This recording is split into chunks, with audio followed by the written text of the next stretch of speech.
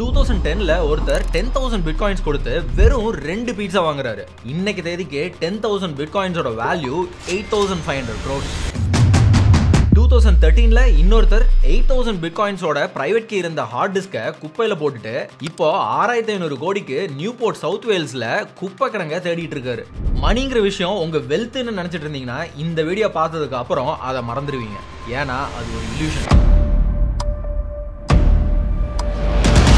Government எவ்வளவு வேணாலும் நம்ம மணின்னு சொல்ற கரன்சி நோட்டை பிரிண்ட் பண்ணலாம். அவங்க பிரிண்ட் பண்ண நம்மளோட சேவிங்ஸோட வேல்யூ குறைஞ்சிக்கிட்டே வரும். ஆனா பிட்காயின்ல இது நடக்க வாய்ப்பே இல்லை. 2008ல குளோபல் ஃபினான்ஷியல் கிரைசிஸ் வந்தப்போ சத்தோஷி நாகமோட்டோ கொடுத்த வேர்ல்ட்ஸ் பெஸ்ட் மணி தான் பிட்காயின். அவரோட முதல் பிளாக்லயே பேங்க் சிஸ்டம் கேலி பண்ற மாதிரி ஒரு ஹிடன் மெசேஜ். பிட்காயினோட secret block chain.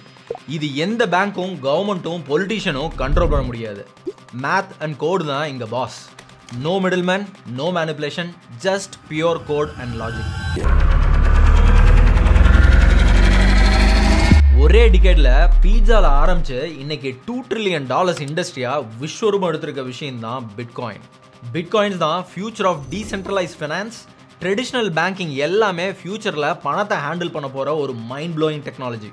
Let's dive into the world of bitcoin and crypto currency உங்களுக்காக.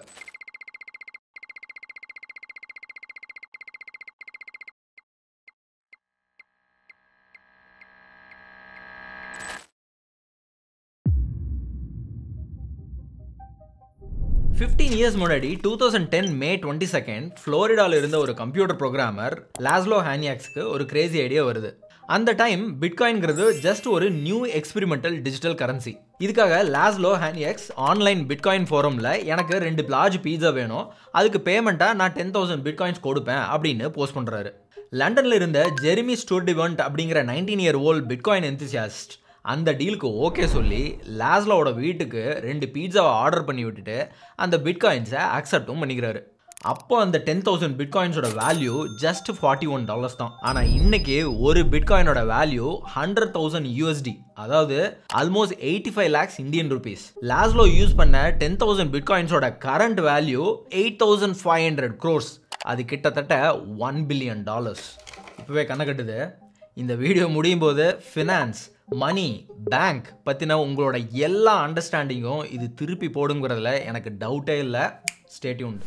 அது வெறும் பீட்சா மட்டும் கிடையாது. இந்த உலகத்தில் நடந்த first recorded bitcoin transaction and internet மணிக்கும் வேல்யூ இருக்குன்னு காட்டின மூமெண்ட். இதனால தான் every year May 22 bitcoin pizza டேவா பிட்காயின் என்தூசியாஸ்ட் செலிப்ரேட் பண்ணுறாங்க. பட் உங்களுக்கு ஒரு கொஸ்டின் வரலாம், இன்டர்நெட் மூலமாக ஸ்க்ரீனில் பார்க்குற ஒரு டிஜிட்டல் அசெட்டுக்கு எப்படி இவ்வளோ ஒர்த்து இருக்க முடியும், இதோட வேல்யூ எப்படி இப்படி இன்க்ரீஸ் ஆகுதுன்னு? That's the story of value. இந்த வேல்யூ பிட்காயினுக்கு மட்டும் பொருந்தாது, நம்மளோட பாக்கெட்டில் இருக்கிற மணிக்கும் பொருந்தும். பிட்காயினை பற்றி தெரிஞ்சுக்கணும்னா ஃபஸ்ட்டு நம்ம மணி, அதாவது பணத்தை பற்றி தெரிஞ்சுக்கணும். Money is not wealth. Money நம்மளோட அசட்டும் கிடையாது. நம்ம கிட்ட இருக்கிற ரியல் அசட்னு சொல்லும்போது அது லேண்டாக இருக்கலாம், இல்லை உங்களோட வீடாக இருக்கலாம், இல்லை உங்கள் பிஸ்னஸாக இருக்கலாம், இல்லை உங்களோட ஸ்கில் செட்டாக இருக்கலாம். ஆனால் மணி டெஃபினட்டாக உங்களோட ரியல் அசெட் கிடையாது. இப்போ நான் சொன்னேன் இல்லையா அசெட்டுன்னு சொல்லி, அதுக்கு சொசைட்டி அசைன் பண்ணுற ஒரு வேல்யூ தான் மணி. ஃபார் எக்ஸாம்பிள், உங்ககிட்ட ஒரு 10 lakhs ஒர்த் ஆஃப் லேண்ட் இருந்தால் அந்த லேண்டு தான் உங்கள் ரியல் அசெட். இந்த 10 lakhs அப்படின்னு சொல்கிறது சொசைட்டி அந்த லேண்டுக்கு கொடுக்குற ஒரு value. So money is just a representation of that value, not the actual wealth itself. ஸோ இந்த மணியை எப்போ யூஸ் பண்ண ஆரம்பித்தோம் அப்படின்னு ஃபர்ஸ்ட் பார்க்கலாம்.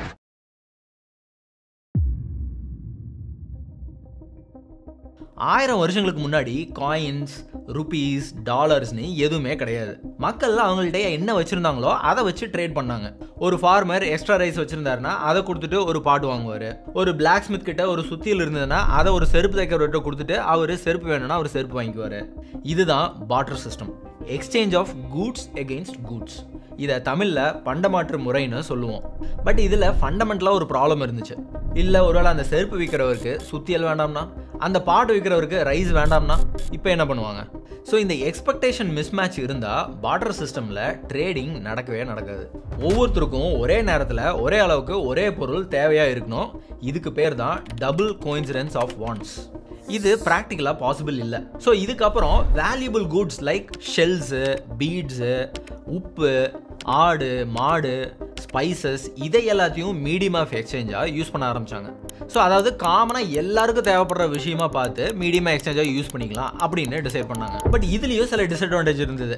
கமாடிட்டிஸ் பல்காக இருந்ததுனால சிலது பெரிஷபிளாகவும் இருந்துச்சு. அதாவது கொஞ்ச நாள்லேயே சிலதெல்லாம் அழுகியும் போயிடும். ஸோ அதனால் இது ஒரு பெரிய பிரச்சனையாக இருந்தது.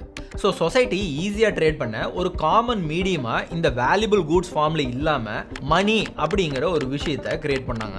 600 BCயில் லிடியா, அதாவது மாடர்ன் டே டர்க்கியில் ஃபர்ஸ்ட் மெட்டல் காயின்ஸை மின் பண்ணாங்க. கோல்டு அண்ட் சில்வர் காயின்ஸ் வந்ததுக்கப்புறம் அதை ஸ்டோர் பண்ணுறதும் கம்பேரிட்டிவ்லி ஈஸியாக இருந்தது. அண்ட் ரைஸ் அண்ட் வீட் மாதிரி கெட்டு போகிற ஐட்டமும் அது கிடையாது. இந்த மெட்டல் காயின்க்குன்னு ஒரு மதிப்பும் இருந்தது. ஸோ இதை யூஸாக இருக்கும் அப்படின்னு நம்ப ஆரம்பித்தாங்க. ஸோ பேசிக்லி இதை பெர்ஃபெக்ட் மீடியம் ஆஃப் எக்ஸ்சேஞ்சாக வச்சா எதையும் வாங்கலாம் அப்படின்னு ஒரு நம்பிக்கை வர ஆரம்பிச்சிச்சு. இங்கே தான் நெக்ஸ்ட் ஸ்டெப் ரெவல்யூஷனும் நடக்குது. 7th செஞ்சுரியில் டாங் டைனஸ்டியில் சைனீஸ் ட்ரேடர்ஸ் காயின்ஸை தூக்கிட்டு போகிறதுக்கு ரொம்ப வெயிட்டாக இருக்குது அப்படின்ட்டு பேப்பர் மணியை ப்ராமிசரி நோட்டாக யூஸ் பண்ண ஆரம்பித்தாங்க. 17th செஞ்சுரியில் பிரிட்டனில் ஃபஸ்ட்டு பேப்பர் கரன்சியை கோல்டுக்கு எகெயின்ஸ்டாக யூஸ் பண்ண ஆரம்பித்தாங்க. எவ்வளோ கோல்டு வச்சுருக்காங்களோ அதுக்கு ஏற்ற மாதிரி பேப்பர் மணி பிரிண்ட் பண்ணிக்கலாம். இதை தான் கோல்ட் ஸ்டாண்டர்ட் அப்படின்னு சொல்லுவாங்க. World War IIக்கு அப்புறம் நிறைய கண்ட்ரிஸோட எக்கானமி கொலாப்ஸ் ஆக ஆரம்பிச்சிது. But US world's dominant economic and military பவராக எமர்ஜ் ஆனாங்க. ஆல்சோ 2/3 ஆஃப் வேர்ல்ட்ஸ் அஃபிஷியல் கோல்டை US கண்ட்ரோல் பண்ணிட்டு இருந்தாங்க. இந்த டைமில் 1944ல் பிரெட்டன் வுட்ஸ் அக்ரிமெண்ட் அப்படிங்கிற ஒரு அக்ரிமெண்ட்டில் 2 விஷயத்தை டிசைட் பண்ணுறாங்க. இதில் இவங்க சொன்னது என்னன்னா, the US dollar will be pegged to the gold. The US government committed to convert US dollars into gold for foreign central banks at a fixed rate of $35 per ounce of gold அப்படின்னு சொன்னாங்க. இங்கே இருந்து தான் dollar world's primary reserve கரன்சியாக மாறிச்சு. And its value was backed by gold. இங்கே இவங்க decide பண்ண இன்னொரு விஷயம், மற்ற நாடோட currencies were peg to the US dollar. The currencies of the other participating nations, almost 44 allied nations initially, were pegged to the US dollar rather than directly to gold. இதில் லைட்டாக உங்களுக்கு அந்த பெக்டுனா என்ன அப்படிங்கிற ஒரு கன்ஃபியூஷன் வரும். பொறுமையாக இருங்க, கம்ப்ளீட்டாக இந்த வீடியோ பார்க்கும்போது உங்களுக்கு புரிஞ்சிடும். இந்த டைமில் ஃபிக்ஸ்டு எக்ஸ்சேஞ்ச் ரேட்ஸ் டாலருக்கு எகெயின்ஸ்டாக டிசைட் பண்ணுறாங்க. ஆனால் அப்படியே ஃப்ளக்சுவேஷன் வந்தாலும் ஒரு 1% பேண்டுக்குள்ளே தான் ஃப்ளக்சுவேஷன் இருக்கும் அப்படின்னு டிசைட் பண்ணுறாங்க.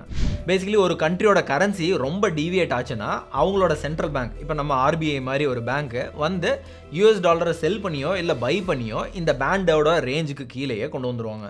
ஸோ பேசிக்கலி 1%க்கு மேலே டீவியேட் ஆக விட மாட்டாங்க. இதுதான் ஃபிக்ஸ்ட் எக்ஸ்சேஞ்ச் ரேட்ஸ். இன்றைக்கி இப்படி ஃபிக்ஸ்ட் எக்ஸ்சேஞ்ச் ரேட்ஸ் கிடையாது. இன்றைக்கி போயிட்டு இருக்கிறது ஃப்ளோட்டிங் எக்ஸ்சேஞ்ச் ரேட். அது என்னன்னு இன்னும் கொஞ்ச நேரத்தில் சொல்கிறேன். ஸோ இந்த ரூல் படி பார்த்தீங்கன்னா இன்டைரக்டாக கோல்ட் ஸ்டாண்டர்ட் தான் இருந்துச்சு. But this time it's against dollar. இப்படி போயிட்டு இருந்த டைமில் சடனாக 1971ல் US பிரசிடென்ட் நிக்சன் ஒரு ஷாக்கிங் அனௌன்ஸ்மெண்ட் பண்ணுறாரு. அதுதான் Nixon shock. I have directed the Secretary of the Treasury to take the action necessary to defend the dollar against the speculators. 1960ஸில் யூஎஸோட டாலர் வேல்யூ டிவேல்யூ ஆக ஆரம்பிக்குது. ஸோ $35 per ounce ஆஃப் கோல்டுன்னு சொல்லியிருந்தாங்க இல்லையா, அது இன்க்ரீஸ் ஆகி இப்போ $40 கொடுத்தா தான் வந்துட்டு 1 ounce ஆஃப் கோல்டு கிடைக்கும். அந்த மாதிரி ரேஞ்சில் இன்க்ரீஸ் ஆகுது. ஸோ பல கண்ட்ரீஸ் கோல்டை US ரிசர்வில் இருந்து எடுக்க ஆரம்பிக்கிறாங்க. இதை பார்த்த நிக்சன் 1971ல் சடனாக இனிமே டாலருக்கு கோல்டு கேரண்டி இல்லை அப்படின்னு தடாலடியே ஒரு அனௌன்ஸ்மெண்ட் பண்ணுறாரு. August 15, 1971க்கு அப்புறம் எல்லா அவுட்ஸ்டாண்டிங் கோல்டு எக்ஸ்சேஞ்ச் ரெக்வஸ்ட்டையும் அப்ரப்டாக அமெரிக்கா டிக்ளைன் பண்ணுறாங்க. இதில் நோட் பண்ண வேண்டிய விஷயம் என்னன்னா, US இந்த டைமில் நிறையா மணி பிரிண்ட் பண்ண ஆரம்பித்தாங்க. வியட்நாம் வார் மாதிரி விஷயங்களை ஃபன் பண்ண. ஆனால் அந்த பிரிண்ட் பண்ண டாலரை பேக் பண்ணுறதுக்கு போதுமான அளவு இவங்க ரிசர்வில் கோல்டே இல்லை. இந்த டைமில் ஃபாரின் கண்ட்ரீஸ் டாலரை கொடுத்து கோல்டை டிமாண்ட் பண்ண ஆரம்பித்தாங்க. US ட்ரெஷரியில் கோல்டு தேவையை விட செம ஃபாஸ்ட்டாக குறைய ஆரம்பிக்குது. அமெரிக்கா இந்த நிலைமை இப்படியே கண்டினியூ ஆச்சுன்னா இவங்களோட கோல்டு ரிசர்வ் கம்ப்ளீட்டாக தீந்துரும்னு இந்த ஃபிக்ஸ்டு எக்ஸ்சேஞ்ச் ரேட் சிஸ்டமை ஸ்டாப் பண்ணுறாங்க. இங்கே தான் டாலர் அஃபிஷியலாக ஃபியட் கரன்சியாக மாறுது. அதாவது அதோட value no longer backed by a physical commodity like gold. அதுக்கு பதிலாக US கவர்மெண்ட் அண்ட் இக்கானமியோட ட்ரஸ்ட் அண்ட் கான்ஃபிடன்ஸை பொறுத்து மாறும் அப்படின்னு சொல்கிறாங்க. அதுதான் ஃபியட் கரன்சி. இப்படி தான் டாலர் ஃபியட் கரன்சியாக மாறுது. இங்கே தான் குளோபல் கரன்சிஸ் ஃபிக்ஸடில் இருந்து ஃப்ளோட்டுக்கு மாறுது. மீனிங் அதோட வேல்யூஸ் இப்போ it's no more depend on gold, rather it's determined by supply and demand in foreign exchange markets. இந்த நிக்சன் அனௌன்ஸ்மெண்ட்டுக்கு அப்புறமும் US டாலரை தான் ஃபாரின் எக்ஸ்சேஞ்ச் ரிசர்வ்ஸாக பல கண்ட்ரிஸோட சென்ட்ரல் பேங்க்ஸ் ஹோல்ட் பண்ணிட்டு வந்தாங்க. 1947ல் தோராயமாக $1 வந்து 3.3 INR ரூபீஸில் இருந்தது. இந்தியன் ருபீஸ் பிரிட்டிஷ் பவுண்டுக்கு எகென்ஸ்டாக பெக் பண்ணியிருந்தாங்க அண்ட் பிரிட்டிஷ் பவுண்ட் டாலருக்கு எகென்ஸ்டாக. So ultimately things are pegged against dollar. இந்த பிரெட்டன் வுட்ஸ் சிஸ்டம் எண்டானனால தான் இன்றைக்கி நம்ம பார்க்குற இந்திய ரூபாய் மதிப்பு, டாலர் ரூபாய் மதிப்பு, ஏற்றம் இறக்கம் அப்படின்னு இதெல்லாம் நம்ம கேள்விப்படுறோம் இல்லையா, இது எல்லாம் இதனால தான். இது இப்படி எண்டாகாமல் இருந்ததுன்னா நான் அந்த 1% பேண்டுன்னு சொன்னேன்ல, அதுக்குள்ளேயே தான் இருந்திருக்கும். It would have never deviated from it. இந்த சிஸ்டம் எண்டாலேனா யோசிச்சு பாருங்கள், இன்றைக்கும் இந்தியன் ருப்பியோட மதிப்பு டாலருக்கு எகென்ஸ்டாக 4 to 8 rupees ரேஞ்சில் தான் இருந்திருக்கும். Not 85+ rupees for $1 that we see today. இது எல்லாம் நான் உங்கள்கிட்ட ஏன் சொல்லிட்டு இருக்கேன்னா, மணிக்கும் கரன்சிக்கும் உங்களுக்கு டிஃப்ரென்ஸுக்காக தான் இதெல்லாம் சொல்லிட்டு இருக்கேன்.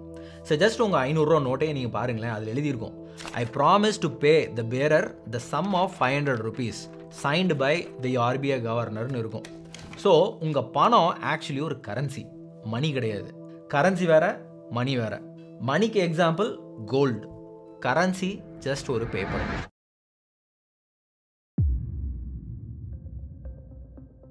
நீங்கள் யாருமே இல்லாத ஒரு ஐலாண்டில் மாட்டிக்கிட்டீங்கன்னு நினச்சிக்கோங்க.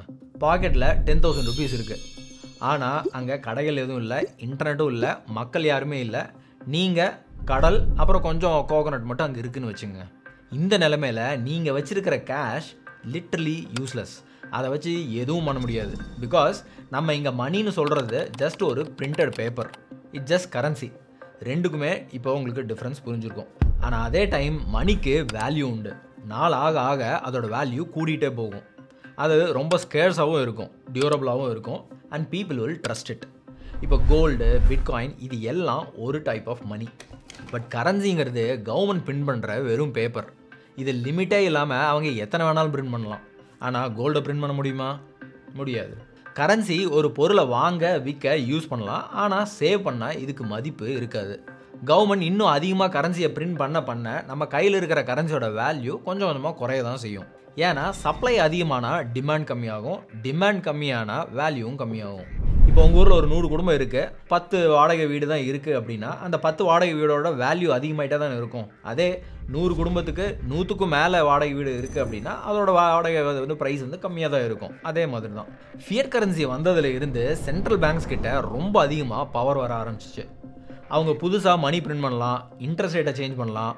அவங்களோட சிங்கிள் டிசிஷன் கண்ட்ரியோட இக்கானமியே அஃபெக்ட் பண்ணுற அளவுக்கு இது போகிறதுக்கு சான்ஸ் இருக்குது. இதுதான் குளோபல் லெவலில் நடக்குது. பல கண்ட்ரியோட இக்கானமி இன்றைக்கி அடி வாங்குறதுக்கு இது ஒரு major reason. 2008 global financial crisis எல்லாத்துக்கும் கேள்விப்பட்டிருப்பீங்க, லேமன் பிரதர்ஸ். இந்த கிரைசிஸ் டைமில் பெரிய பெரிய கம்பெனிஸை, பேங்க்ஸை சேவ் பண்ண US கவர்மெண்ட் $trillions பிரிண்ட் பண்ணாங்க. பேங்க்ஸுக்கு பெயில் அவுட் கிடச்சிது. ஆனால் ஆர்டினரி மக்களுக்கு என்ன கிடச்சிது? இன்ஃப்ளேஷன். இது என்ன இன்ஃப்ளேஷன் அப்படின்னு கேட்குறீங்க? சொல்கிறேன். அவங்க எவ்வளோ கரன்சி பிரிண்ட் பண்ணுறாங்களோ அந்த அளவுக்கு நம்மளோட சேவிங்ஸோட வேல்யூ குறைஞ்சிக்கிட்டே வரும் அப்படின்னு சொன்னோம் இல்லையா, அதுதான் இன்ஃப்ளேஷன். லேமன் பிரதர்ஸ்னு ஒரு பெரிய US இன்வெஸ்ட்மெண்ட் பேங்க் இருந்தது. அது ரொம்ப ரிஸ்கி மார்ட்கேஜ் லோன்ஸை கொடுத்து அதுக்கப்புறம் அதை ஹேண்டில் பண்ண முடியாமல் கொலாப்ஸ் ஆகுது. Lehman Brothers is going bankrupt. And financial markets from Asia to Europe are doing their utmost to prevent Monday from turning from dark to black.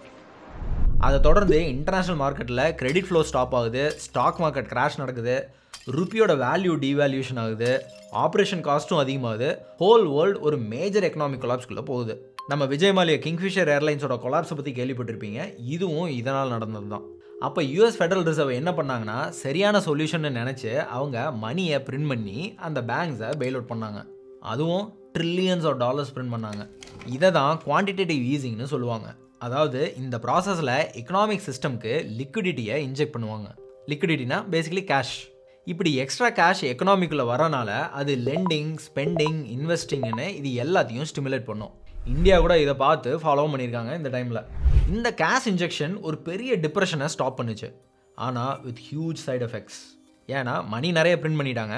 இதனால் என்ன ஆகும்? நான் சொன்னேன், கரன்சி வேல்யூ பயங்கரமாக குறையுது. ரிச் பீப்புள் இன்னும் அதிகமாக ரிச் ஆகிறாங்க, ஸ்டாக் மார்க்கெட் ரெக்கவர் ஆகுது, ரியல் எஸ்டேட் ப்ரைஸஸ் ஸ்கை ராக்கெட்டுக்கு போகுது. ஆனால் மிடில் கிளாஸ் சேவிங்ஸ் எல்லாம் தண்ணியில் கரைஞ்ச மாதிரி வேல்யூவே இல்லாமல் போகுது. இங்கிருந்த பெரிய பிரச்சனையே கரன்சி சிஸ்டம் சென்ட்ரலைஸ்டாக இருந்தது தான்.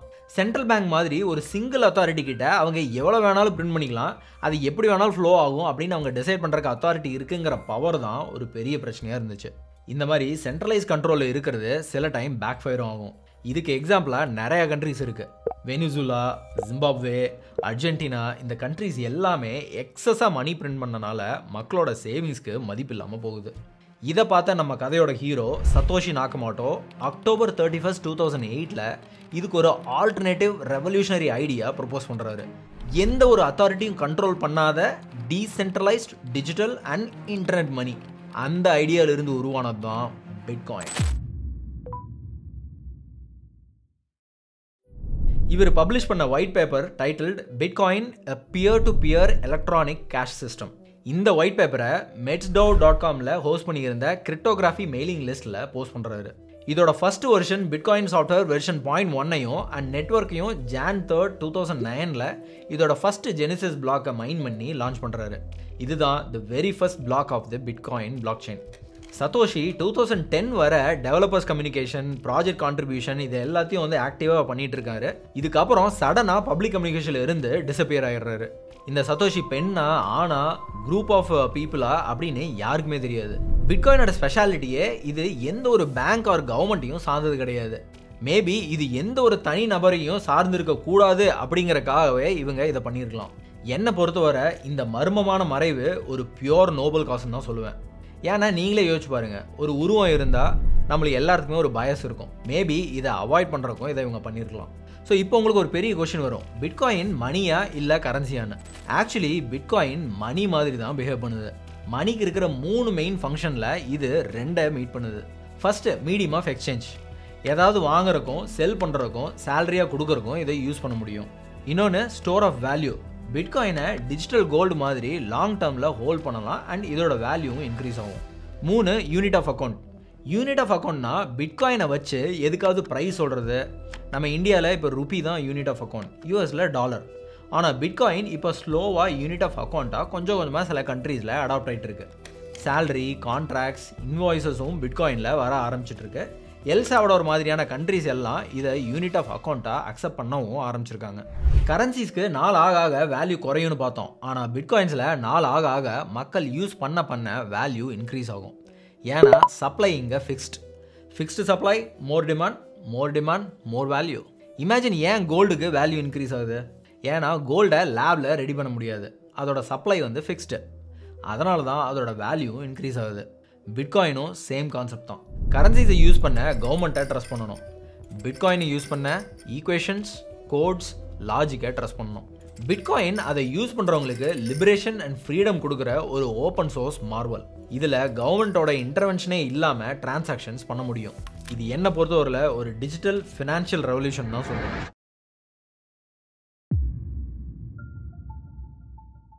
சரி, இப்போ இன்ஃப்ளேஷன் அண்ட் டிஃப்ளேஷன்னா என்ன, எப்படி நிறையா கரன்சி இருந்தால் இன்ஃப்ளேஷன் வரும் அப்படின்னும் டீட்டெயிலாக பார்த்துடலாம். இன்ட்ரெஸ்டிங் ஃபேக்ட் என்னன்னா, பிட்காயின் இன்ஃபேக்ட் டிஃப்ளேஷனை கிரியேட் பண்ணும், exact opposite of inflation. Let's say நீங்கள் 2005 உங்கள் மெத்தைக்கு அடியில் ஒரு $2000 வச்சுருக்கீங்கன்னு வச்சுங்க. அண்ட் 20 வருஷமாக அதை தொடவே இல்லை. அப்படியே அந்த ரூபா இருக்குன்னா இன்றைக்கி அந்த ரூபா வச்சு நீங்கள் என்ன வாங்க முடியும்? 2005 இருந்த $2000 வச்சு என்ன வாங்க முடியுமோ அதை விட கம்மியான பொருளை தான் 2025 வாங்க முடியும். கரெக்டாக? ஃபார் எக்ஸாம்பிள் 2005 ஒரு குக்கிங் ஆயிலோட ப்ரைஸ் ₹60 per லிட்டர்னு வச்சுங்க. அதே குக்கிங் ஆயிலோட ப்ரைஸ் 2025 $150. ஸோ அந்த $2000 வச்சு 2005 33 லிட்டர் உங்களால் வாங்க முடிஞ்சிருந்தா 2025 அதே குக்கிங் ஆயில் வெறும் 13 லிட்டர்ஸ் தான் வாங்க முடியும். ஏன்னா இந்த 2000 ரூபீஸ்க்கான ஒர்த் ஆர் வேல்யூ குறையுது. இதை தான் நம்ம இன்ஃப்ளேஷன் சொல்கிறோம். நீங்கள் அந்த 2000 ரூபீஸை ஸ்பெண்ட் பண்ணவும் இல்லை, தொலைக்கவும் இல்லை, ஆனால் சைலண்ட்டாக அதோட வேல்யூ குறையுது. இதை தான் சைலண்ட் டேக்ஸ்ன்னு சொல்லுவாங்க. இன்ஃப்ளேஷனை ஃபிசிக்கலாக பார்க்க முடியாது, ஆனால் அது நம்ம கண்ணுக்கு தெரியாமலேயே நம்மளோட சேவிங்ஸை உரியிற ஒரு விஷயம். நம்ம எக்கனாமியை பாதுகாக்க வேண்டிய கவர்மெண்ட் அண்ட் சென்ட்ரல் பேங்க்ஸே இன்ஃப்ளேஷனை அதிகரிக்கிறதுக்கு காரணமாக இருப்பாங்க அப்படின்னு சொன்னால் உங்களால் நம்ப முடியுமா? இதுக்கு பெஸ்ட் எக்ஸாம்பிள் ஜிம்பாப்வேல நடந்தது தான். ஜிம்பாப்வேக்கும் டிஆர்சி காங்கோக்கும் நடந்த வார் அண்ட் கரப்ஷனால் ஜிம்பாப்வேயோட எக்கானமி பெரிய அளவில் கொலாப்ஸ் ஆச்சு. அதை பூஸ்ட் பண்ண அந்த நாட்டோட central bank $100 trillion Zimbabwe dollar நோட்ஸை பிரிண்ட் பண்ணாங்க. ஸோ ஒரு பிரெட் வாங்கணும்னா கூட நிறைய காசு எடுத்துகிட்டு போகணும். இதே தான் வெனிசுலாலையும் நடந்தது. ஒரு கப் ஆஃப் காஃபி 2 இயர்ஸில் 0.5 பொலிவாரில் இருந்து 500 பொலிவார் கூடி கரன்சிக்கு மதிப்பே இல்லாமல் போகுது. இந்த மாதிரி கண்ட்ரிஸ் மட்டும் இல்லை, நல்லா ஸ்டேபிளாக இருக்கிற எக்கனாமிஸ்லையும் இன்ஃப்ளேஷன் அஃபெக்ட் பண்ணும். இந்தியாவில் அஃபிஷியல் இன்ஃப்ளேஷன் ஆவரேஜாக வருஷத்துக்கு 5 to 6% இருக்குது. ஆனால் நம்ம டெய்லி யூஸ் பண்ணுற திங்ஸ் லைக் பெட்ரோல், ரெண்ட், எஜுகேஷனோட ப்ரைஸ் நேஷனல் ஆவரேஜை விட ஃபாஸ்ட்டாக இன்க்ரீஸ் ஆகுது. ஸோ நம்ம சேலரி சேமாக இருந்தாலும் நம்ம எக்ஸ்பென்சஸ் அதிகமாகும். கரன்சி இன்ஃப்ளேட் ஆகும், ஆனால் பிட்காயின் டிஃப்ளேட் ஆகும் அப்படின்னு சொன்னேன். ஸோ டிஃப்ளேஷன்னா என்னென்னு பார்க்கலாம். டிஃப்ளேஷன்னா இன்ஃப்ளேஷனுக்கு ஆப்போசிட். அதாவது ப்ரைஸ் இன்க்ரீஸ் ஆகிறதுக்கு பதிலாக டைம் போக போக ப்ரைஸு குறையும். இப்போ இந்த வேர்ல்டில் சில எக்கனாமிக்ஸ்க்கு பயன்படுத்துகிற மாதிரி சில விஷயங்கள் இருக்குது. ஏன்னா ட்ரெடிஷ்னல் எக்கனாமியில் டிஃப்ளேஷன் வந்தால் அது எக்கனாமிக் ஸ்லோ டவுனுக்கான சிக்னல். ஆனால் டெக்னாலஜி ட்ரிவன் டிஃப்ளேஷனில் கதையே வேறு. ஃபார் எக்ஸாம்பிள், உங்கள் கையில் இருக்கிற smart phone, computer, hard disk இதில் எல்லாமே இன்னோவேஷன் வேகமாக நடந்துக்கிட்டே இருக்கிறனால விலை இதுக்கு குறைஞ்சிக்கிட்டே போயிட்டுருக்கும். ஸோ அதே பணத்தை வச்சு நாள் ஆக ஆக இன்னும் வேல்யூபிள் கூட்ஸை இதே பணத்துக்கு உங்களால் வாங்க முடியும். பிட்காயினும் அதே மாதிரி தான். இதுக்கு ஒரு லிமிட்டட் சப்ளை இருக்கிறனால அதை ஸ்பெண்ட் பண்ணுறதுக்கு பதிலாக சேவ் பண்ணால் அதிகமாக அப்ரிஷியேஷன் நடக்கும். நம்மளே முதலே பார்த்த மாதிரி 2012 பிட்காயின் வாங்கி யாராவது ஹோல்ட் பண்ணி வச்சுருந்தாங்கன்னா இன்றைக்கி அவங்க ஒரு crorepati. இது ட்ரெடிஷ்னல் எக்கனாமிக்ஸ்க்கு தலைகீழ். கிரிட்டிக்ஸ் இந்த டிஃப்ளேஷன் ஸ்பெண்டிங்கை டிஸ்கரேஜ் பண்ணணும்னு ஆர்கியூ பண்ணுறாங்க. பட் பிட்காயினோட யூசேஜ் நம்மளோட டெய்லி ஸ்பெண்டிங்கையும் தாண்டி இருக்குது. இன்ஃப்ளேஷனும் டிஃப்ளேஷனும் ஜஸ்ட் எக்கனாமிக்ஸ் தியரி மட்டும் கிடையாது. இது ரெண்டுமே ரியல் லைஃப்பில் நம்ம savings, life style and wealth build பண்ணுறதுக்கு எல்லாத்தையும் அஃபெக்ட் பண்ணுற ஒரு பவர்ஃபுல் ஃபோர்ஸ். இந்த ரெண்டுக்குள்ளே ஒரு டக் ஆஃப் வார் என்றைக்குமே இருந்துகிட்டு இருக்கும். ஒரு சைடு லிமிட்டே இல்லாமல் மணி பிரிண்ட் பண்ணுற இன்ஃப்ளேஷனரி கரன்சி, இன்னொரு சைடு மணி ஃப்ளோவை டைட்டாக கண்ட்ரோல் பண்ணி வைக்கிற திங்ஸ் லைக் பிட்காயின்.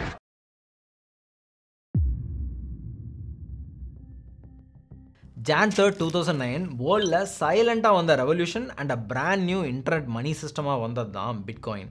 இந்த புது மணி சிஸ்டமில் ஜெனிசிஸ் பிளாக்னு ஒரு புது பிளாக் ஆஃப் டேட்டாவை கிரியேட் பண்ணாங்க. இது வந்து நம்மளோட பேங்க்கில் பிராண்ட் நியூ லெஜர் புக்கில் ஒரு புது பேஜில் என்ட்ரி போடுற மாதிரி. ஒவ்வொரு பிளாக்லேயும் நம்மளோட டிரான்சாக்ஷன் டீட்டெயில்ஸ் ஸ்டோர் ஆகிருக்கும். இந்த ஃபஸ்ட்டு பிளாக்ல ஒரு ஸ்ட்ரேஞ்சான சென்டென்ஸும் இருந்தது. அது என்னன்னா, the Times 3 Jan 2009 chancellor on brink of second bailout for banks. இது த டைம்ஸ் மேகசினில் 3 Jan 2009 பப்ளிஷ் ஆன ஒரு லைன். இது just date and newspaper headline மட்டும் கிடையாது. பிட்காயினோட ஃபவுண்டர் இந்த உலகத்துக்கு சொல்ல நினச்ச ஒரு சீக்ரெட் மெசேஜ். இந்த மெசேஜ் மூலமாக என்ன புரியுதுன்னா, பிட்காயினோட கிரியேட்டருக்கு மக்களோட மணியை வச்சு திரும்பவும் பேங்க்ஸை காப்பாற்றுறது சுத்தமாக பிடிக்கல. அதனால் இந்த மெசேஜை ஒரு வார்னிங்காகவும் ப்ரொட்டஸ்டாகவும் பவர்ஃபுல்லாக சொல்கிறாரு. சென்ட்ரலைஸ்ட் பேங்கிங்க்கு ஆப்போசிட்டாகவும் கவர்மெண்ட் கண்ட்ரோல்டு மணிக்கு எதிராகவும் குரல் கொடுக்குறாரு. இந்த பிட்காயினை பற்றின பேப்பரில் சத்தோஷி நாக்கமாட்டோங்கிற ஒரு ஃபேக் நேமும் இருந்தது. பட் இது ரியல் நேமானு யாருக்குமே தெரியாது. ஏன்னா அவங்களோட ஃபேஸ், ஃபிங்கர் பிரிண்ட்ஸ்னு எதுவுமே கிடையாது. இந்த பிட்காயின் ஒரு பியர் டு பியர் சிஸ்டமில் ஒர்க் ஆகிற ஒரு ஒண்டர். அதாவது நம்ம யாருக்கா மணி சென்ட் பண்ணணும் அப்படின்னு நினச்சோம்னா டேரெக்டாக பேங்க் மாதிரியான மிடில்மேன் யாரும் இன்வால்வ் பண்ணாமல் டேரெக்டாக சென்ட் பண்ணிடலாம். யாரோட பெர்மிஷனும் தேவையில்லை. அது போக இது ஒரு ஓப்பன் சோர்ஸ். அதாவது யார் வேணாலும் இதோட கோடை பார்க்கலாம். So basically no secrets. And இதோட மோஸ்ட் இம்பார்ட்டன்ட் ரூல் என்னென்னா, இதில் லிமிட் இருக்குது. வெறும் 21 மில்லியன் பிட்காயின்ஸ் தான் இருக்கும். கவர்மெண்ட் மாதிரி என்லெஸ்ஸாக பிரிண்ட் பண்ணவும் முடியாது, கோல்டு மாதிரி. 2008 வேர்ல்டு ஃபுல்லாக ரிசெஷன் அண்ட் ஃபினான்ஷியல் கிரைசிஸில் இருந்தப்போ இதோட என்ட்ரி பெஸ்ட் டைமிங். என்னடா இவன் கிரிப்டோ கரன்சிங்கிறான், பிட்காயின்கிறான், என்ன டிஃப்ரென்ஸ்னு ஒரு கேள்வி வரும். எதுக்கு பிட்காயினை கிரிப்டோ கரன்சின்னு சொல்கிறோம்னா, கிரிப்டோங்கிற வேர்ட் கிரிப்டோகிராஃபிங்கிற வேர்ட்லேருந்து வருது. கிரிப்டோகிராஃபிங்கிறது ஒரு அட்வான்ஸ்ட் மேத். இதை வச்சு இன்ஃபர்மேஷனை சேஃபாக வச்சுக்க முடியும். பிட்காயின்லையும் மற்ற கிரிப்டோ கரன்சிஸ்லையும் இந்த கிரிப்டோகிராஃபி ஒவ்வொரு டிரான்சாக்ஷனை, டிஜிட்டல் வாலெட்டை, ரெக்கார்டை சேஃபாக வச்சுருக்க ஹெல்ப் பண்ணுது. பிட்காயின் மாதிரி நிறைய கிரிப்டோ கரன்சிஸ் இருக்குது ஃபார் டிஃப்ரெண்ட் யூஸ் கேசஸ். பிட்காயினோட யூஸ் டிஜிட்டல் இன்டர்நெட் மணி. கரன்சிங்கிற வேர்ட் இதை வச்சு நம்ம எதையும் வாங்கலாம், விற்கலாம் அப்படிங்கிறது தான் இங்கே குறிக்குது. ஸோ கிரிப்டோ கரன்சிங்கிறது நம்ம ரெகுலர் மணி மாதிரி யூஸ் பண்ண முடிகிற சேஃபான டிஜிட்டல் மணி. ஆனால் எல்லா கிரிப்டோ கரன்சிஸும் ஒன்றும் கிடையாது. Thousands of different digital assets இன்றைக்கி இருக்குது. அண்ட் ஒவ்வொன்றும் ஏதாவது ஒரு டிஃப்ரெண்ட் ப்ராப்ளமை சால்வ் பண்ணிகிட்டு இருக்கு. பிட்காயின் தான் இதில் ஃபர்ஸ்ட்டு. இது decentralise financial system, scarcity, security மாதிரியான விஷயங்களை ஃபோக்கஸ் பண்ணுது. டிஜிட்டல் கோல்டு மாதிரி. USDT ஆர் USDCன்னு ஸ்டேபிள் காயின்ஸும் இருக்குது. இதெல்லாம் US டாலர் மாதிரியான ஃபியட் கரன்சி கூட பெக்டாக இருக்கும். ஸோ இதோட ப்ரைஸஸ் ஸ்டேபிளாகவே தான் இருக்கும். பேசிக்கலி 1 USDTயோட வேல்யூ $1 மாதிரி தான் இருக்கும். இது இல்லாமல் இத்தீரியம், சொலானா, கடானா மாதிரியான ஆல் காயின்ஸும் இருக்குது. இது பையிங் அண்ட் செல்லிங் தவிர ஸ்மார்ட் கான்ட்ராக்ட் ஃபீச்சர்ஸும் இருக்கும்.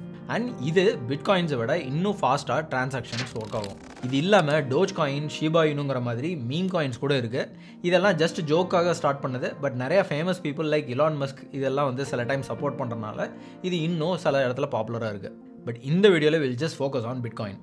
இந்த எல்லா கிரிப்டோ கரன்சியில் bitcoin truly a peculiar one. இதை எந்த கம்பெனி ஓன் பண்ணல, இதுக்கு சிஇஓ, மார்க்கெட்டிங் டிபார்ட்மெண்ட், ஹெட் குவார்ட்டர்ஸ்னு எதுவும் கிடையாது. இந்த நெட்வொர்க்கை வேர்ல்ட் ஃபுல்லாக இருக்கிற நிறைய பவர்ஃபுல்லான டெக் எக்ஸ்பர்ட்ஸ், யூசர்ஸ் அண்ட் மைனர்ஸ்னால ரன் பண்ணப்படுது. இமேஜின் ஒரு விர்ச்சுவல் பேங்க் மாதிரி. இதை யூஸ் பண்ணுறதுக்கு பேங்க் அக்கௌண்ட்டும் தேவையில்லை, யார்ட்டையும் பர்மிஷனும் வாங்க தேவையில்லை. ஒரு இன்டர்நெட் கனெக்ஷனும் பிட்காயின் வாலெட்டும் இருந்தால் போதும். இதுதான் பிட்காயினோட ஸ்பெஷாலிட்டி. அண்ட் இதுக்காக தான் மற்ற பேங்கிங் இன்ஸ்டிடியூஷன்ஸ் எல்லாம் பயப்படுறாங்க.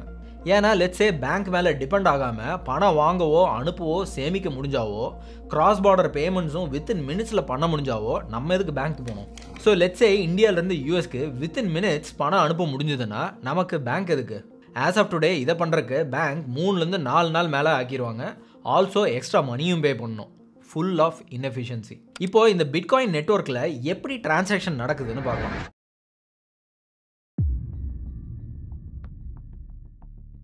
சப்போஸ் இப்போ அலைஸ்க்கு பாப் கிட்ட இருந்து ஒரு கார் வாங்கணும்னு ஒரு ஐடியா இருக்குது. அதுக்கு 1 பிட்காயின்னு ப்ரைஸ் ஃபிக்ஸ் பண்ணுறாங்க. இது ட்ரெடிஷ்னல் சிஸ்டமில் நடந்தால் அலைஸ் பேங்க்கில் லாகின் பண்ணுவாங்க, தென் மணி ட்ரான்ஸ்ஃபர் பண்ணுவாங்க. பேங்க் அவங்க ப்ரைவேட் லெஜரில் அப்டேட் பண்ணோம். அலைஸோட பேலன்ஸ் கம்மியாகி பாபோட பேலன்ஸ் அதிகமாகும் டிரான்சாக்ஷனை கம்ப்ளீட் பண்ணுறதுக்கு. இதில் பேங்க்கு சென்ட்ரல் அத்தாரிட்டியாக இருந்து அவங்க பேலன்ஸை செக் பண்ணி டிரான்சாக்ஷனை அப்ரூவ் பண்ணி அண்ட் ரெக்கார்டை மெயின்டைன் பண்ணுவாங்க லெஜரில். ஆனால் இந்த டிரான்சாக்ஷனில் பேங்க்கை ரிமூவ் பண்ணிட்டா என்ன ஆகும்? இதை தான் எக்ஸாக்டாக பிட்காயின் பண்ணுது. ஒரு பேங்க் ப்ரைவேட்டாக இந்த லெஜரை மெயின்டைன் பண்ணுறதுக்கு பதிலாக பிட்காயின் பப்ளிக்லி இந்த லெஜரை டிஸ்ட்ரிபியூட் பண்ணி நெட்வொர்க்கில் மெயின்டைன் பண்ணுது. பிட்காயின் நெட்வொர்க்கில் இருக்கிற ஒவ்வொரு பார்ட்டிசிபென்ட்ஸ் கிட்டையும் அந்த சேம் லெஜரோட காப்பி இருக்கும். அது 5 பேராக இருந்தாலும் சரி, 5 லட்சம் பேராக இருந்தாலும் சரி, சேம் லெஜரோட காப்பி எல்லாத்துலேயும் இருக்கும். ஒவ்வொரு தடையும் அலைஸ் பாபுக்கு பேமெண்ட் பண்ண மாதிரி டிரான்சாக்ஷன் நடந்தால் அது எல்லாத்துக்கும் ப்ராட்காஸ்ட் ஆகும். இதுதான் பிளாக் செயின் டெக்னாலஜி. இப்போ அலைஸ் பாபுக்கு 1 BTC அனுப்புகிறாங்க அப்படின்னா அது அந்த நெட்வொர்க்கில் இருக்கிற எல்லா யூசர்ஸும் அந்த ரெக்வஸ்ட்டை பார்ப்பாங்க. பட் இங்கே பேங்க் மாதிரி எந்த மிடில்மேனும் இல்லாதனால இந்த டிரான்சாக்ஷனை யார் வேலிடேட் பண்ணுவா? யார் அலைஸ் கிட்ட பாபுக்கு கொடுக்கறதுக்கு 1 பிட்காயின் ஆக்சுவலாக இருக்குது அப்படின்னு உறுதிப்படுத்துறது? இன்னும் கொஞ்சம் நேரத்தை சொல்கிறேன். பிட்காயின் டைரெக்டாக ஒரு ஆள்கிட்ட இருந்து இன்னொரு ஆள்கிட்ட நடக்கிற டிஜிட்டல் கேஷ் டிரான்சாக்ஷன். இதுக்கு மற்ற பேங்க்ஸ் மாதிரி சென்ட்ரலைஸ்டு சர்வர் கிடையாது. இங்கே எப்படி டிரான்சாக்ஷன் நடக்குதுன்னு ஸ்டெப் பை ஸ்டெப் கிளியராக நான் சொல்கிறேன். ஸோ இப்போ அலைஸ் பாபுக்கு 1 பிட்காயின் அனுப்பணும்னு டிசைட் பண்ணுறாங்க. அதுக்கு ஃபர்ஸ்ட் அலைஸ் அவங்களோட பிட்காயின் வாலெட்டில் ஒரு டிரான்சாக்ஷனை கிரியேட் பண்ணுவாங்க. அலைஸ் அவங்களோட ப்ரைவேட் கீ யூஸ் பண்ணி டிரான்சாக்ஷனுக்கு டிஜிட்டல் சிக்னேச்சர் போட்டு இந்த டிரான்சாக்ஷனை இனிஷியேட் பண்ணுவாங்க. நோட்ஸுங்கிற ஒரு விஷயம் தான் டிரான்சாக்ஷனை வெரிஃபை பண்ணும். நோட்ஸ்னா பிட்காயின் சாஃப்ட்வேர் ரன் பண்ணுற சம் கம்ப்யூட்டர்ஸ்னு வச்சுங்க. ஸோ யாரெல்லாம் நோடாக மாறும்னு நினைக்கிறாங்களோ அவங்க எல்லாருமே இந்த பிட்காயின் சாஃப்ட்வேரை டவுன்லோட் பண்ணி they have to run this network. இந்த நோட் கம்ப்யூட்டர்ஸில் ஃபுல் காப்பி ஆஃப் பிளாக் செயின்ஸும் இருக்கும். அதாவது என்டையர் பிட்காயின் டிரான்சாக்ஷன் ஹிஸ்ட்ரியும் இங்கே இருக்கும். அலைஸோட டிரான்சாக்ஷன் மாதிரி ஒவ்வொரு டிரான்சாக்ஷன் வரும்போதும் அந்த ஒவ்வொரு டிரான்சாக்ஷனையும் இந்த நோட்ஸை செக் பண்ணும். பேசிக்கலி அவங்ககிட்ட போதுமான அளவு பிட்காயின்ஸ் இருக்கா, அவங்க டிஜிட்டல் சிக்னேச்சர் கரெக்டாக இருக்கா, இருக்கிற பிட்காயினை வேறு ஏதாவதுக்கு யூஸ் பண்ணியிருக்காங்களா அப்படின்னு இது எல்லாத்தையும் பேசிக் செக்கை பண்ணும். எல்லாம் வேலிடாக இருந்தால் இந்த டிரான்சாக்ஷனை அக்செப்ட் பண்ணிவிட்டு நெட்வொர்க்கில் திருப்பி ஷேர் பண்ணும். ஃபைனலாக இந்த டிரான்சாக்ஷன் மெமரி பூல் அப்படின்னு ஒரு சிஸ்டம் வச்சுருப்பாங்க. அதில் போயிட்டு வெயிட்டிங் ஸ்டேட்டில் வெயிட் பண்ணும். இங்கே தான் மைனர்ஸ் அப்படிங்கிற ஒரு ஸ்பெஷல் கேட்டகரி ஆஃப் பீப்புள் இந்த மெமரி பூலில் இருந்து இந்த டிரான்சாக்ஷனை பிக் பண்ணுவாங்க. இந்த மைனர்ஸும் நோடு தான், பட் இவங்களுக்கு இன்னொரு ஸ்பெஷல் டைப்பான ஒரு வேலை இருக்குது. இவங்க மெமரி பூலில் இருந்து வேலிட் டிரான்சாக்ஷன் எல்லாம் கலெக்ட் பண்ணி இன்னொரு பிளாக் ஒன்று க்ரியேட் பண்ணுவாங்க. இந்த பிளாக்ஸை தான் பிளாக் செயினில் ஆட் பண்ண ட்ரை பண்ணுவாங்க. இந்த பிளாக்ஸில் தான் அந்த டிரான்சாக்ஷன்ஸ் டீட்டெயில்ஸ் இருக்கும். ஆனால் சும்மா எல்லா மைனர்ஸையும் பிளாக் செயினில் ஆட் பண்ணிட முடியாது. இந்த மைனர்ஸ் இப்போ அந்த பிளாக் செயினில் ஆட் பண்ண ஒரு டஃப்பான கிரிப்டோ பசிலை சால்வ் பண்ண ட்ரை பண்ணுவாங்க. இந்த பசிலை ப்ரூஃப் ஆஃப் ஒர்க் பசில் அப்படின்னு சொல்லுவாங்க. இந்த பசிலை சால்வ் பண்ண ஹைலி பவர்டு கம்ப்யூட்டர்ஸ் தேவைப்படும். அண்ட் நிறைய தடவை ட்ரை பண்ணால் தான் இந்த பசிலை சால்வே பண்ண முடியும். ஸோ பேசிக்கலி இந்த பசிலை உலகத்தில் இருக்கிற பல miners at the same time solve பண்ண ட்ரை பண்ணுவாங்க. ஃபஸ்ட்டு யார் சால்வ் பண்ணுறாங்களோ அவங்க தான் பிளாக் செயினில் ஆட் பண்ணுவாங்க. இந்த நியூ பிளாக்கில் அலைஸோடது மாதிரியே பல டிரான்சாக்ஷன்ஸும் இருக்கும். மற்ற நோட்ஸ் எல்லாம் இந்த புது பிளாக்கை வெரிஃபை பண்ணிப்போம்.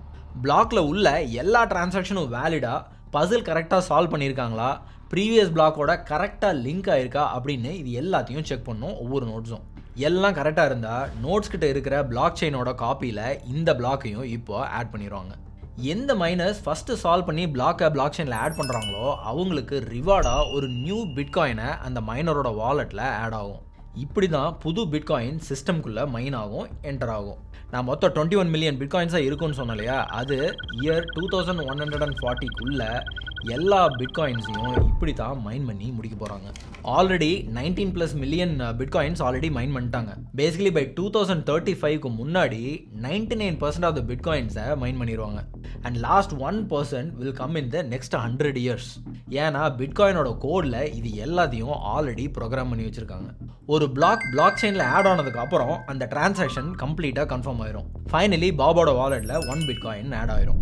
ஸோ இப்படி தான் மொத்தமே லிமிட்டட் பிட்காயின்ஸ் இருக்கிறனால அதுக்கு ஒரு வேல்யூ கிரியேட் ஆகுது.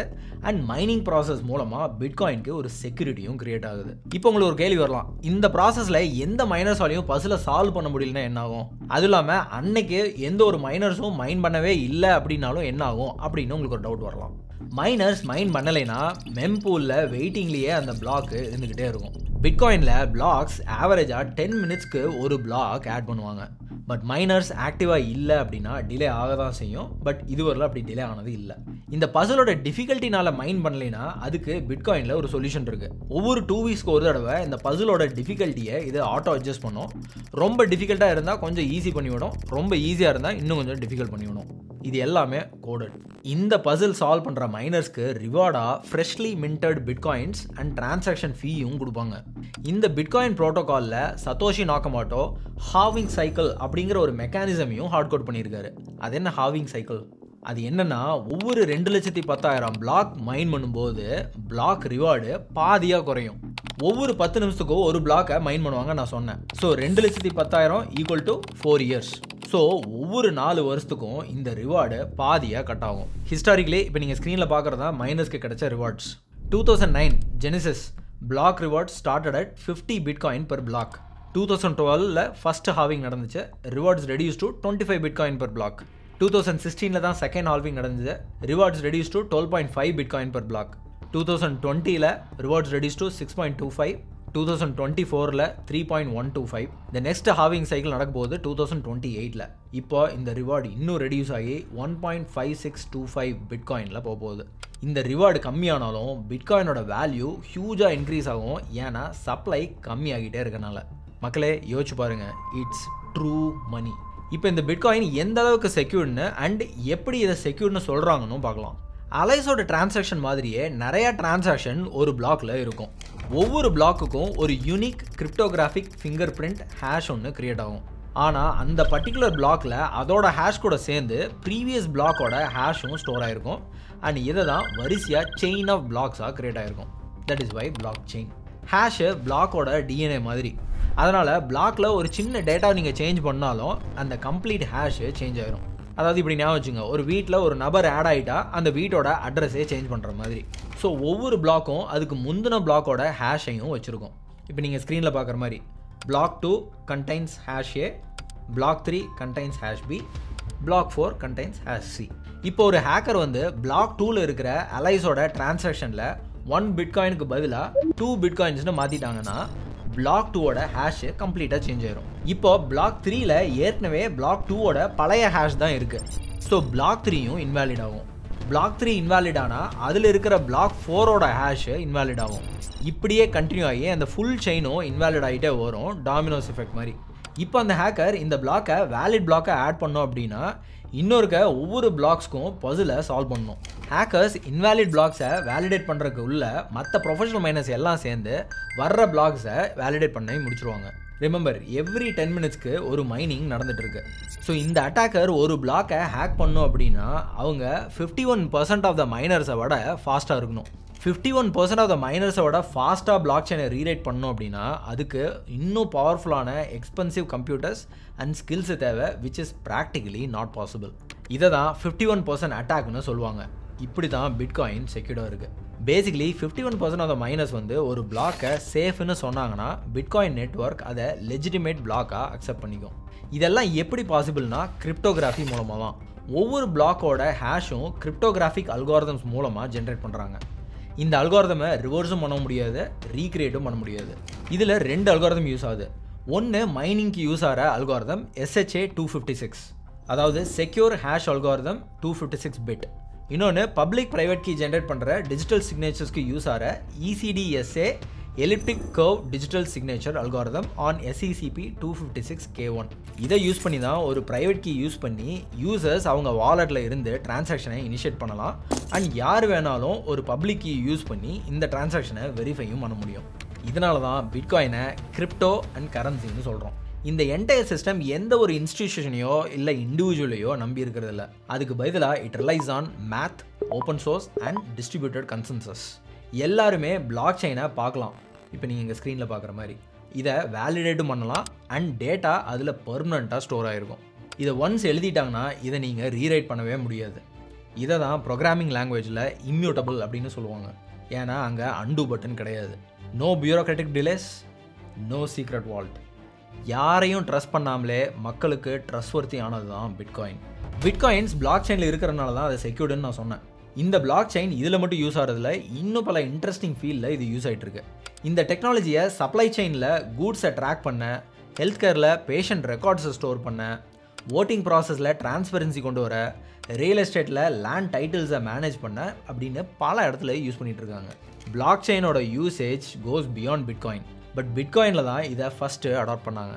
ஐ எம் பிரிட்டி ஷுர் ஃபியூச்சரில் நீங்கள் பிளாக் செயினோட அடாப்ஷனை பல இடத்துல பார்க்க போகிறீங்க.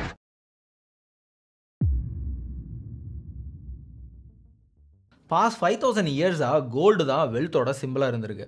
கிங்ஸ்லேருந்து இப்போ இருக்கிற சென்ட்ரல் பேங்க்ஸ் வர எல்லாரும் கோல்டை சேர்த்து வைக்கிறாங்க. ஏன்னா கோல்டு தான் ரொம்ப ரேர், டியூரபிள் அண்ட் ஃபேக் பண்ணவும் ரொம்ப கஷ்டம். பட் 21st செஞ்சுரியில் வந்த பிட்காயின் நிறைய விஷயத்தில் கோல்டை விட ஒருபடி மேலேன்னு சொல்லலாம். It be very interesting to compare the two. 4 விஷயங்களே இதில் கம்பேர் பண்ண முடியும். First scarcity. Totally 21 million bitcoins தான். அதுக்கு மேலே எதையும் மைன் பண்ண முடியாது. கோல்டும் ரேர் தான், ஆனால் இன்னும் கூட புதுசாக மைன் பண்ண முடியும். இது போக இப்போ சயின்டிஸ்ட் சிந்தட்டிக் கோல்ட் லேபில் கிரியேட் பண்ணியிருக்காங்க. இது ரொம்ப காஸ்ட்லி தான், ஆனால் இது இம்பாசிபிள் இல்லை. பிட்காயினில் ஸ்கேர்சிட்டி கிரியேட் பண்ண ஒன்ஸ் இன் 4 இயர்ஸ் ஹாவிங் சைக்கிள் நடக்கும்னு பார்த்தோம். அதுவும் இல்லாமல் இதை லேபில் கிரியேட் பண்ணவும் முடியாது. So complete full proof. Second divisibility. கோல்டை குட்டி குட்டியாக கட் பண்ணி மெல்ட் பண்ணி யூஸ் பண்ண முடியும். அதே மாதிரி தான் பிட்காயினையும் 100 மில்லியன் டைனி யூனிட்ஸாக கூட டிவைட் பண்ண முடியும். இந்த ஒவ்வொரு யூனிட்டையும் சத்தோஷீஸ்னு சொல்லுவோம். ஸோ பிட்காயினையும் டைனி யூனிட்ஸாக யூஸ் பண்ண முடியும். பிட்காயினை வச்சு 10 rupees டிரான்சாக்ஷனில் இருந்து 10+ crore டிரான்சாக்ஷனை கூட பண்ண முடியும். Third portability. 500 crores worth of கோல்டை ஒரு இடத்துல இருந்து இன்னொரு இடத்துக்கு எடுத்துகிட்டு போகணும் அப்படின்னா ஒரு பெரிய ட்ரக்கே தேவைப்படலாம். ஆனால் சேம் அமௌண்ட் ஒர்த் ஆஃப் பிட்காயின்ஸை கொண்டு போகணுன்னா ஜஸ்ட் ஒரு USB ஸ்டிக், மொபைல் ஃபோன் இல்லைனா உங்கள் ப்ரைவேட் கீ இருந்தால் மட்டும் போதும். அதை மட்டும் வச்சுமே பண்ணிடலாம். Fourth security. கோல்டை வால்ட்டில் வச்சுருந்தாலும் திருடுறதுக்கு சான்ஸ் இருக்குது. ஆனால் பிட்காயின்ஸ் கிரிப்டோகிராஃபி அண்ட் மைனர்ஸை வச்சு செக்யூர் பண்ணியிருக்கனால அதை திருடுறது நெக்ஸ்ட் டு இம்பாசிபிள். பிட்காயின்ஸ் உண்மையிலேயே digital gold for the information age, a revolutionary money for the internet.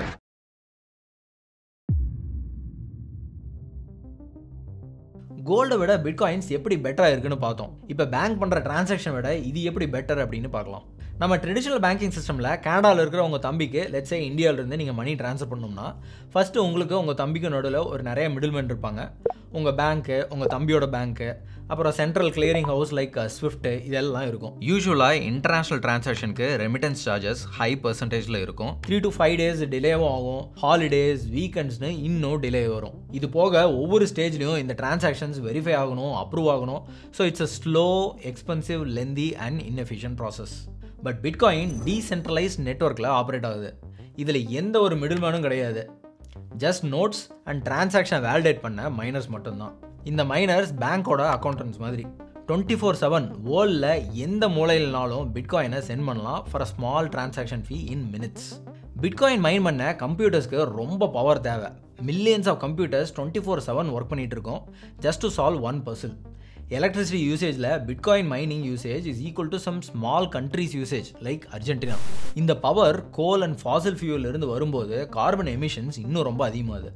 இது கிளைமேட் சேஞ்சுக்கும் முக்கிய காரணமாக அமையுது. இந்த மைனிங் மிஷினில் யூஸ் பண்ணுற மைக்ரோ சிப்ஸை சீக்கிரம் அவுடேட்டும் ஆயிரும். அதனால் இதுவும் வேஸ்ட்டுக்கு ஆட் ஆகும்.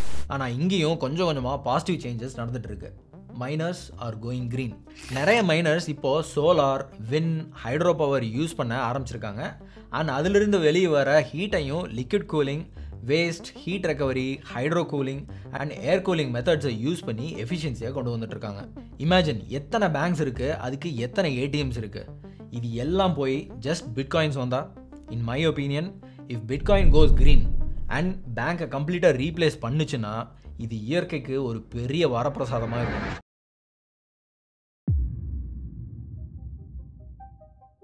பிட்காயின் ஹேக் பண்ண முடியுமா? இது ரொம்ப பேருக்கு இருக்கிற ஒரு ஃப்ரீக்வெண்ட்டான question. So let's break it down. பிட்காயினோட core technology like blockchain, mining process and cryptographic மேத்தை இப்போ வரைக்கும் 2009லேருந்து 2025 வரைக்கும் யாருமே ஹேக் பண்ணதில்லை. இதை ஹேக் பண்ணோம் அப்படின்னா சூப்பர் கம்ப்யூட்டர்ஸை விட பவர்ஃபுல்லான கம்ப்யூட்டர்ஸ் வேணும். பட் பிட்காயின்ஸில் எதையாச்சும் ஹேக் பண்ண முடியுமா? எஸ், பண்ண முடியும். காயினை இல்லை, எக்ஸ்சேஞ்சஸ் அண்ட் வாலெட்ஸை அட்டாக்கர்ஸ் ஹேக் பண்ணலாம். ஸோ எக்ஸ்சேஞ்சஸ்னால் என்ன? எக்ஸ்சேஞ்சஸ்னால் online platforms. Just like share வாங்குறதுக்கு நம்ம ஆன்லைன் பிளாட்ஃபார்ம்ஸ்லாம் சிலது யூஸ் பண்ணுறோம்ல, அதே மாதிரி கிரிப்டோ கரன்சிஸ் வாங்குறக்கோ செல் பண்ணுறக்கோ நம்ம ட்ரேட் பண்ணுறக்கோ கிரிப்டோ கரன்சி எக்ஸ்சேஞ்சஸ் இருக்குது. Examples Coinbase, Binance, WazirX, CoinDCX etcetera. இந்த பிளாட்ஃபார்ம்ஸில் யூசர்ஸோட பிட்காயின்ஸை ஸ்டோர் பண்ணியிருப்பாங்க. இப்போ நீங்கள் பிட்காயின் இதில் வாங்கியிருந்தீங்கன்னா, பட் அதோட செக்யூரிட்டி வீக்காக இருந்தால் ஹேக்கர்ஸ் கேன் பிரேக் இன், அப்புறம் அந்த எக்ஸ்சேஞ்சில் இருந்து காயின்ஸை திருடுறதுக்கு சான்ஸ் இருக்குது. அப்புறம் இங்கே வாலெட்ஸ்னு ஒன்று சொல்லிட்டு இருக்கேன்ல, இதுதான் இதோட டிஜிட்டல் பர்ஸ் மாதிரி. நம்ம பிட்காயினை இதில் ஸ்டோர் பண்ணுவோம். வாலெட் சூஸ் பண்ணுறதுல ரொம்ப கேர்ஃபுல்லாக இருக்கணும். ஷேடி ஆர் அன்னோன் ஆப்ஸில் ஸ்டோர் பண்ணவே கூடாது. இந்த எக்ஸ்சேஞ்சஸ் ஒவ்வொரு வாலெட்டுக்கும் ஒரு ப்ரைவேட் கீ கொடுப்பாங்க. அது ஒரு சீக்ரெட் பாஸ்வேர்டு மாதிரி. இந்த ப்ரைவேட் கீ இல்லாமல் உங்களோட பிட்காயினை நீங்கள் ஆக்சஸ் பண்ண முடியாது. அதே மாதிரி நம்மளோட ப்ரைவேட் கீயை யாராவது திருடிட்டாங்கன்னா அவங்க நம்ம பிட்காயினுக்கு ஓனர் ஆயிடுவாங்க. நம்ம ப்ரைவேட் கீயை தொலைச்சிட்டாலும் மறந்துட்டாலோ பிட்காயினை ஆக்சஸ் பண்ணவே முடியாது. மே 2024 இந்தியாவில் ஃபேமஸ் கிரிப்டோ எக்ஸ்சேஞ்சான வசீரெக்ஸ் ஹேக் ஆச்சு.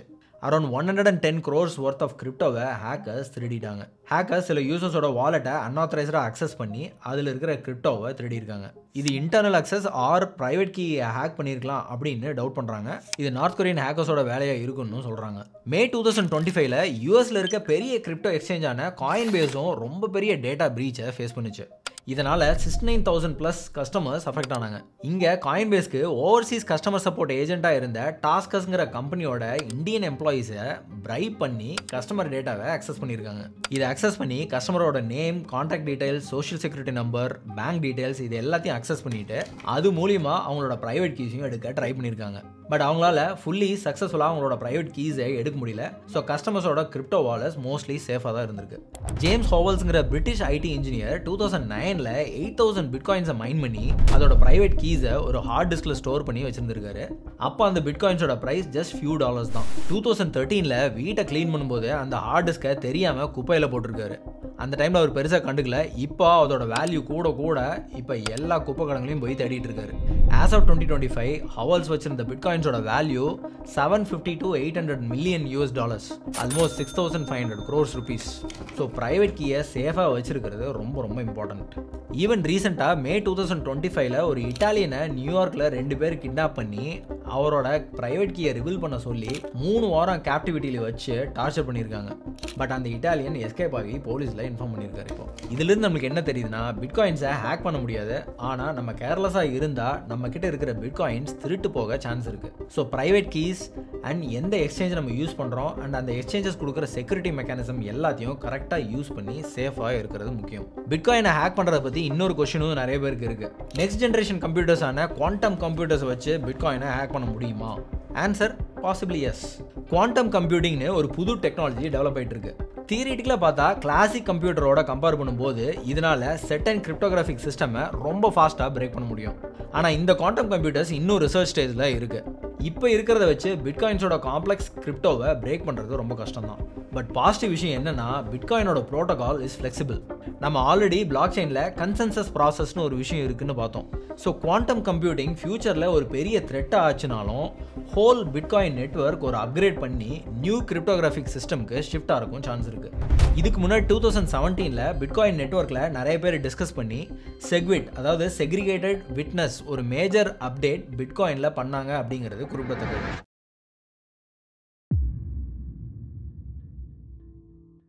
பிட்காயினை இப்போ நம்ம ஈஸியாக வாங்கிடலாம். பட் அதை நம்ம பத்திரமா வச்சுருக்கணும். ஜஸ்ட் ஒரு smartphone and online banking வச்சுருந்தாலே பிட்காயினை வாங்கிடலாம்.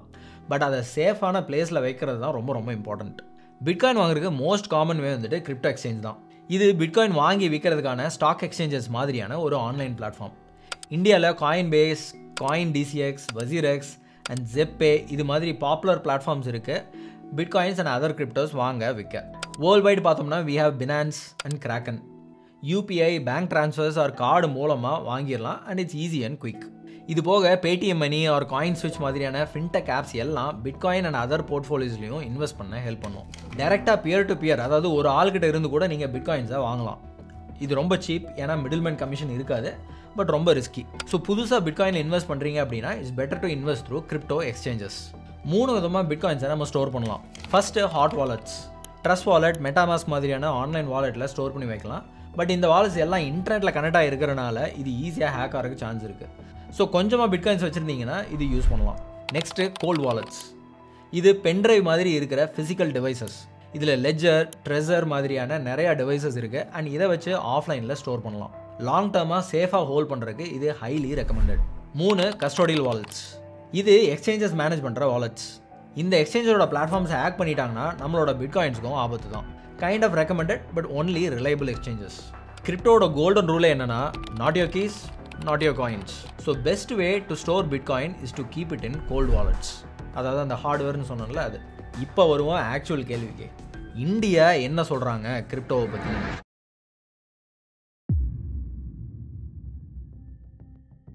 இந்தியாவில் பிட்காயின் இன்னும் ஒரு கிரே ஜோனில் தான் இருக்குது. செபி இதை பேனும் பண்ணல, ரெகுலேட்டும் பண்ணல. ஆர்பிஐயும் இதை யூனிட் ஆஃப் மணியாக கன்சிடர் பண்ணல அண்ட் ரெகுலேட்டும் பண்ணல. ஆனால் பிட்காயினை ட்ரேடிங் பண்ணலாம்னு சொல்லியிருக்காங்க. பிட்காயினை இந்தியாவில் வாங்கலாம், விற்கலாம், ஹோல்டும் பண்ணலாம், just like shares and share market. 2022 Indian government crypto ட்ரேடிங்லேருந்து வர ப்ராஃபிட்க்கு 30% டேக்ஸ் இம்போஸ் பண்ணாங்க. அடிஷ்னலாக ஒவ்வொரு கிரிப்டோ சேலுக்கும் 1% டிடிஎஸும் டிடெக்ட் பண்ணுறாங்க. ஸோ இந்தியன் கவர்மெண்ட் கிரிப்டோஸை பேன் பண்ணலினாலும் அதுக்கு ஹை டேக்ஸ் பிராக்கெட்டை வச்சு இன்னும் புழக்கத்தில் இருக்குது. 2022 இவ்வளோ டேக்ஸ் போட்டாலும் 2023 நடந்த G20 டிஸ்கஷனில் இந்தியா ஃபர்ஸ்ட் இனிஷியேட்டிவ் எடுத்து டிஜிட்டல் அசெட்க்கு குளோபலாக ஒரு ரெகுலேஷனை கொண்டு வரணும்னு டிஸ்கஸ் பண்ணாங்க. நம்ம ஃபினான்ஸ் மினிஸ்டர் மிஸ்ஸஸ் நிர்மலா சீதாராமனும் இதை பற்றி பேசியிருந்தாங்க. Everything that prevails outside of it in the name of digital whatever are assets being created by individuals, and in transacting that asset, if there are profits being made, we are taxing that profit at 30%. Tracking every trail of money in that by saying every transaction will be 1% TDS'd. இதில் இன்னொரு major break through என்னன்னா, 2025 India US டாலரை skip பண்ணிட்டு XRPங்கிற ஒரு alt crypto டோக்கனை use பண்ணி UAE கிட்ட இருந்து க்ரூட் ஆயில் டிரான்சாக்ஷனை XRP லெஜர் சிஸ்டம் யூஸ் பண்ணி கம்ப்ளீட் பண்ணியிருக்காங்க. யாருக்கு தெரியும், இதுவே ஃபர்ஸ்ட் மூவாக கூட இருக்கலாம் US டாலரை குளோபல் ரிசர்வ் கரன்சியாக தூக்குறதுக்கு. யோசிச்சு பாருங்க, எல்லா கண்ட்ரிஸும் இதே மாதிரி கிரிப்டோ டோக்கன்ஸ் யூஸ் பண்ணி cross border payments and transaction பண்ண ஆரம்பிச்சிட்டாங்க அப்படின்னா we will enter into a new era of digital currency. இது இப்படி நடக்க ஆரம்பிச்சது அப்படின்னா நம்ம ஒரு புது டிஜிட்டல் உலகத்தில் இருப்போங்கிறதுல சந்தேகமே இல்லை. ஸோ 10,000 பிட்காயின்ஸ்க்கு 2 பீஸாவில் இருந்து இன்னைக்கு $2 trillion அசட் கிளாஸாக விஸ்வரூபம் எடுத்திருக்க விஷயம்தான் பிட்காயின். இந்தியாஸ் எக்கனாமியே ரஃப்லி 4.19 trillion தான். மக்களை, இது வெறும் மணி பற்றின விஷயம் கிடையாது. It's a story about freedom, code and trust. எந்த ஒரு பேங்க்கும் மிடில்மேனும் நடுவில் இல்லாமல் இன்டர்நெட் பில் பண்ண ஒரு பியூர் டிஜிட்டல் கோல்டு.